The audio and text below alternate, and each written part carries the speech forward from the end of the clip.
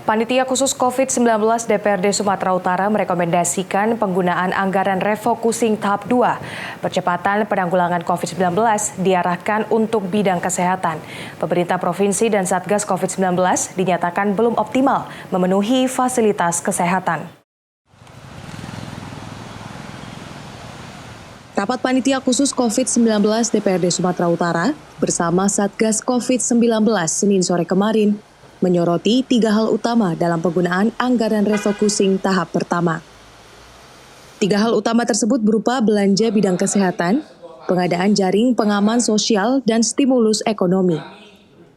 Dalam pelayanan kesehatan untuk pencegahan penularan dan pengobatan COVID-19, Pansus menemukan berbagai permasalahan berupa tunjangan tenaga medis yang belum dibayarkan, status rumah sakit swasta rujukan yang belum jelas, serta jumlah dan kapasitas laboratorium PCR yang sangat terbatas.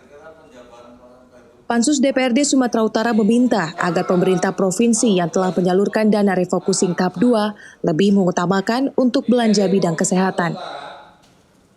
Wakil Ketua Panitia Khusus COVID-19 DPRD Sumatera Utara Ahmad Hadian merekomendasikan kepada Gubernur Sumatera Utara untuk segera melakukan penambahan fasilitas laboratorium PCR untuk meningkatkan deteksi dini penyebaran COVID-19. Sedangkan untuk pengadaan jaring pengaman sosial, Pansus merekomendasikan agar penyalurannya berupa uang tunai. Selama ini pengadaan jaring pengaman sosial yang disalurkan dalam bentuk paket pangan rawan penyimpangan, seperti yang terjadi di Kabupaten Simalungun, di mana ditemukan bantuan berupa beras yang tidak sesuai dengan berat yang telah disepakati.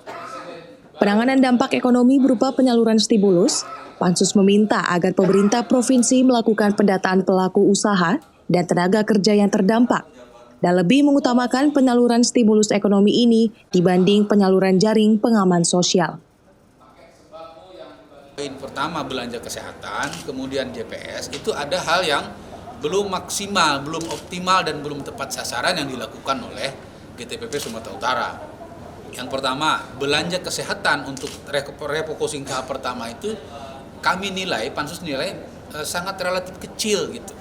Yang justru di tahap awal ini lebih banyak JPS-nya, padahal Sumut tidak melakukan PSBB pada saat itu.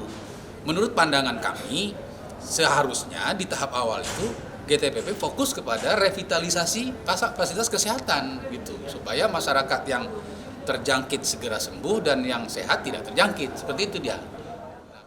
Setelah menerima temuan dan rekomendasi Pansus COVID-19 DPRD Sumatera Utara, Kepala Pusat Pengendalian Operasi Satuan Tugas Percepatan Penanganan COVID-19 Sumatera Utara, Riyadil Akhir Lubis, berjanji akan mempelajari dan menindaklanjutinya, termasuk meneruskannya kepada Gubernur Sumatera Utara terkait rencana Pansus akan meneruskan temuannya ke penegak hukum. Tentunya ini akan kami pelajari dan akan ditindaklanjuti semua dalam rangka perbaikan penyempurnaan di masa tanggap darurat ini. Nah, beberapa catatan tadi yang kami catat itu di bidang kesehatan ada 12 catatan, di bidang sosial ada 8, kemudian di bidang stimulus ekonomi ada 4. Tentunya ini menjadi bahan untuk kesinambungan tahap kedua. Pansus dalam kajiannya juga menemukan adanya dugaan monopoli dalam penyaluran bantuan jaring pengaman sosial. Dalam temuan Pansus, terdapat 80 lebih surat jalan yang menggunakan jasa angkutan transportasi yang sama untuk menyalurkan 70.000 lebih paket bantuan ke Kabupaten Simalungun. Tim Liputan Kompas TV Medan, Sumatera Utara.